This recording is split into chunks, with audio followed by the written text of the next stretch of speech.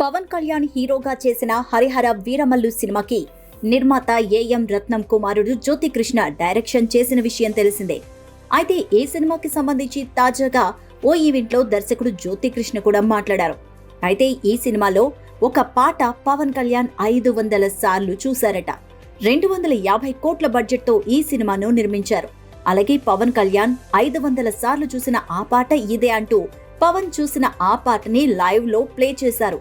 అయితే అదే ఈవెంట్ కి యాంకర్ గా చేసిన ఉదయ్ భాను మధ్యలోకి వచ్చి పవన్ కళ్యాణ్ 500 సార్లు ఈ పాటను చూశారంటే ఖచ్చితంగా ఓ సీక్రెట్ అయితే దాస్తున్నారు. ఆ సినిమాలో పవన్ కళ్యాణ్ ఒక్క పాటైనా పాడి ఉంటారు, అది మీరు దాచిపెడుతున్నారు కదా అంటూ ఉదయ్ భాను పవన్ కళ్యాణ్ పరువు మొత్తం తీసేసిందట.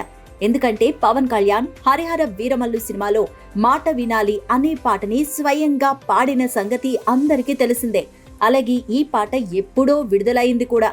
కానీ అలాంటి స్టార్ హీరో పవన్ కళ్యాణ్ పాడిన పాట ఎప్పుడు రిలీజ్ అయిందో కూడా తెలియకుండా ఉదయ్ భాను అలా లైవ్ ఈవెంట్ లో మాట్లాడడం పవన్ కళ్యాణ్ పరువు తీసినట్టే అయిందని ఈ వీడియో చూసిన అభిమానులు నెటిజన్స్ కామెంట్స్ చేస్తున్నారు. ఉదయ్ భానుని ఓ ఆట ఆడేసుకుంటున్నారు.